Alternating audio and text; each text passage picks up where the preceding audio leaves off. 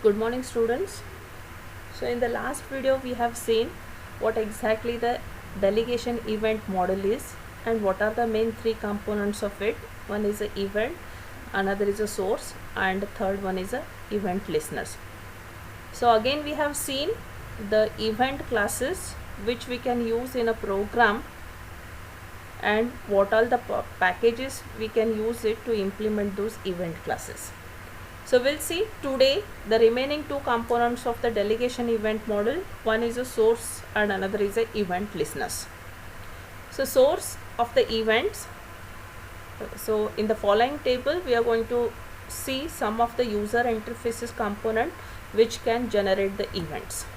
So first one we have, it's a button which generates the action event when the button is pressed. Next we have is a checkbox, generates item events when the checkbox is selected or deselected. Choice generates item events when the choice is changed. List generates action events when an item is double clicked, generates item events when an item is selected or deselected. Menu item generates action events when a menu item is selected, generates item events when a checkable menu item is selected or deselected. Scroll bar generates adjustment events when the scroll bar is manipulated. Text components generates text events when the user enters the characters. Window generates window events when a window is activated, closed, deactivated, de-iconified, iconified, opened or quit. So these are the event sources because of which the event action is generated in the program. So we will be using these in our program so as to generate the events, and we are notifying these types of events to the listeners so that they can take the corrective action. So next we'll see the event listener interfaces. Listeners are created by manipulating one or more of the interfaces which are defined by the package java.awt.event. When an event occurs, the event source invokes the appropriate method defined by the listener and provides an event object as its argument. So the following table lists commonly used listener interfaces and provides a brief description about the methods that they define. So the first interface is an action listener which defines a one method to receive action events. Adjustment listener defines one method to receive adjustment events. Component listener defines four methods to recognize when a component is hidden, moved, resized or shown. Container listener defines two methods to recognize when a component is added to or removed from a container. Focus listener defines two methods to recognize when a component gains or loses keyboard focus. Item listener defines one method to recognize when the state of an item changes. Key listener defines three methods to recognize when a key is pressed, released or typed. Mouse listener defines five methods to recognize when the mouse is clicked, enters a component, exits a component, pressed or released. Mouse motion listener defines two methods to recognize when the mouse is dragged or moved. Mouse wheel listener defines one method to recognize when the mouse wheel is moved.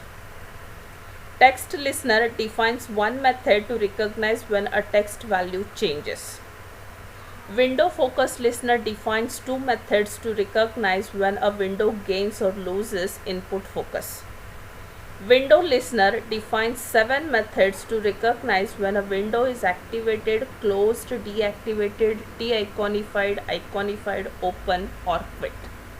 So as in this table we have seen that action listener is going to define a one method to receive the action event. So in the following slides we are going to see what is that method is, what are the parameters we need to pass it to that method in each of the listener interfaces. So first one, it's an adjustment listener interface. So this defines a method called as adjustment value changed that is invoked when an adjustment event occurs. So the syntax is return type is a void, name of the method is adjustment value changed, and the one parameter which we are passing to it is a adjustment event class object, that is AE. So next one is a component listener interface. This interface is going to define 4 methods that are invoked when a component is resized, moved, shown or a hidden. So their general syntax are return type of all the 4 methods are void, name of the methods are component resized, component moved, component shown, component hidden, which takes a one parameter of type class component event object.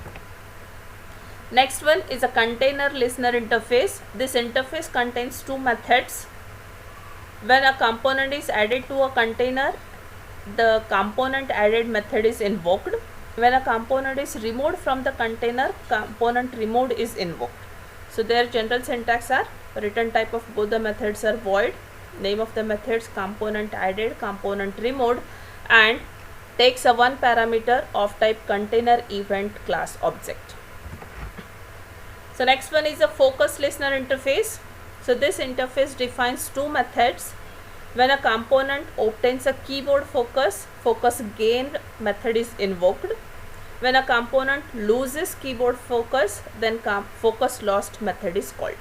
So their general syntax are return types of both the methods are void, name of the methods are focus gain, focus lost, takes a one parameter of type focus event class object. Next one is the item listener interface. So this interface defines a one method called as item state changed. When the state of an item changes, this method is going to be invoked, and the syntax of this method is return type is a void, name of the method is item state changed, takes a one parameter of type item event class object. Next one is a key listener interface. This interface defines 3 methods: key pressed, key released, and key typed. Key pressed and key release methods are invoked when a key is pressed and released respectively. Key type method is invoked when a character has been entered. So the general syntax of these 3 methods are return type of all the 3 methods are void, name of the methods are key pressed, key released, key typed, takes a one parameter of type key event class object. So next one is a mouse listener interface, which is going to define the 5 methods, and the name of the methods are mouse clicked, mouse entered, mouse exited, mouse pressed, mouse released. If the mouse is pressed and released at the same time, then mouse clicked method is invoked. When the mouse enters a component, mouse entered method is called. When it leaves the component, then mouse exited method is called.